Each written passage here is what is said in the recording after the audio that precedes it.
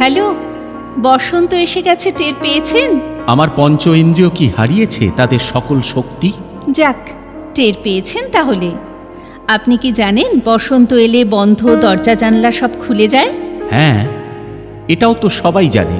আপনার দরজা জানালা বুঝি খোলা এখন? আপনার সন্দেহ আছে? না, মানে যদি খোলা থাকে তবে এত চুপচাপ কেন? কোনো কথা নেই কেন? এত নীরবতা, এই উদাসীনতা?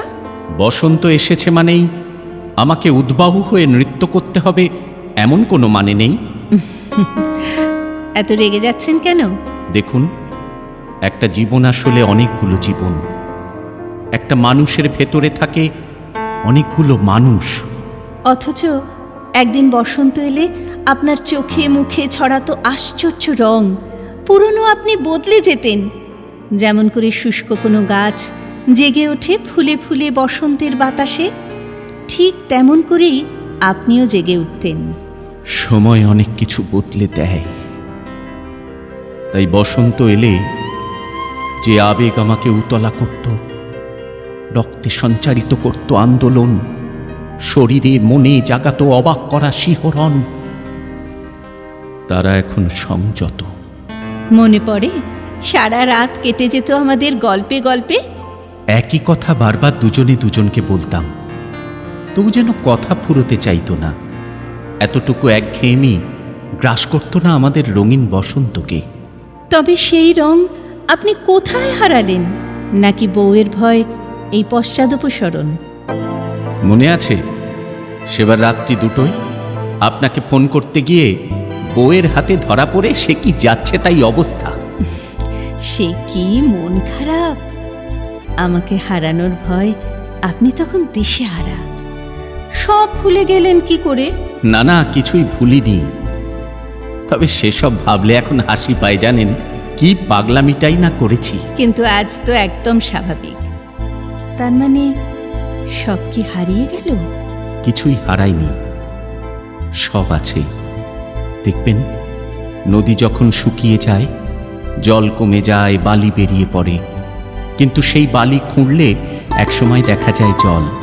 কিংবা যখন মনে হয় বুঝি আগুন নিভে গেছে, পড়ে আছে শুধু ছাই, ভালো করে দেখলে বোঝা যায় সেই ছাইয়ের ভেতর জেগে আছে ছাই চাপা আগুন। সত্যি বলছেন? সবকিছু এখনো বেঁচে আছে, এখনো জেগে আছে? তাই যদি হয় তবে এই বসন্তে হবে কি দেখা? এই বসন্তে আমি যে স্বপ্ন দেখছি, বলুন না, এই বসন্তে আপনি আবার আসবেন কি? এই বসন্তে আমি যে স্বপ্ন দেখছি, আমার চোখের সামনে দিয়ে উড়ে যাচ্ছে আবির। আমি সেই আবির মাখতে চাই। আপনি মাখিয়ে দেবেন?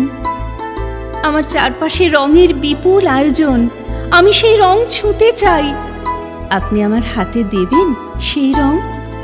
কিন্তু আজ যে ইচ্ছে করলেও আমি যেতে পারি না, আজ যে চাইলেই আমি দেখা করতে পারি না। চারপাশে অনেক বাধা আমার। অথচ জানেন, আমি টের পাচ্ছি আমার বুকের ভেতর অজস্র পলাশ শিমুল গাছ।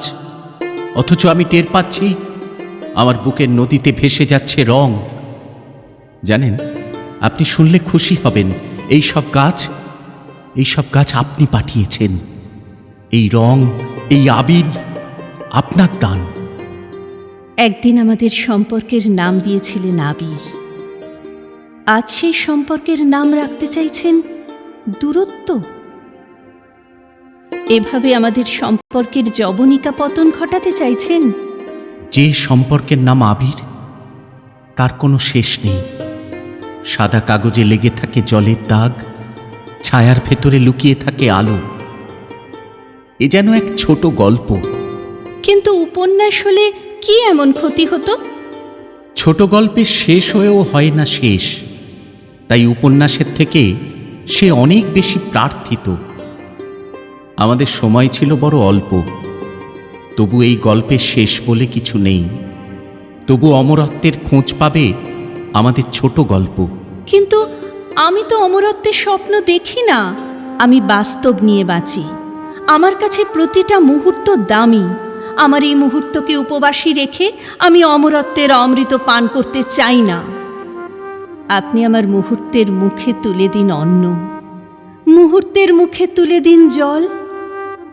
বায়ু তরঙ্গে ভেসে আসা আপনার মুখ থেকে উচ্চারিত প্রতিটা শব্দ আমার কাছে আকাশের মতো বিশাল। সেই শব্দের গায়ে পাখির ডানা, সেই শব্দের গায়ে আকাশের নীল, সেই স্বপ্নের গায়ে আকাশের কোল ছুঁয়ে ভাসতে থাকা ধবধবে সাদা মেঘ। সেসব কেড়ে নেবেন না। আমি কেন? কেউই কেড়ে নিতে পারবে না। বেশ, বিশ্বাস না হয় আপনি একবার হাত মুঠো করুন। করেছেন? এবার খুলুন। কি দেখছেন? ওমা, এ যে হাতের মুঠো ভর্তি ফুল, গোলাপ, বেল, জুঁই। যতবার আপনি এই ফুলেদের পেতে চাইবেন, হাত বাড়াবেন, তাহলেই পাবেন। কিন্তু এই ফুল তো শুকিয়ে যাবে। এই ফুলেদের গাছগুলি থাকে হৃদয়ে, তাই এই ফুলেদের ফুটে ওঠার কোনো বিরাম নেই। আশ্চর্য! এ কোনো আশ্চর্য ঘটনা নয়।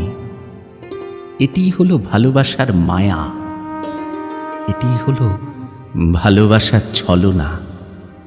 না না, মায়াটুকু থাক, কিন্তু ছলনা আমি চাই না। কিন্তু এটুকু ছলনা না থাকলে ফুল গাছগুলিকে যে বাঁচিয়ে রাখা যাবে না। তার মানে নিজের সঙ্গে নিজেই ছলনা না করলে স্বপ্নগুলিকেও বাঁচানো যাবে না? যাবে নাই তো।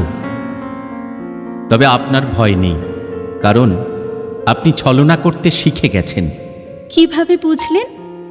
তাই তো আপনি স্বপ্ন দেখছেন। স্বপ্ন?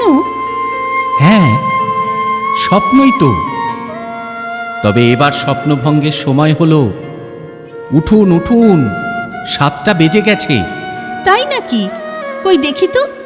ওমা, তাই তো, জানলা দিয়ে কত আলো এসে পড়েছে বিছানায়। আহ আহা, আলো কি ভালো, কি ভালো। আবার ফিরে এসো স্বপ্ন, আবার ফিরে এসো।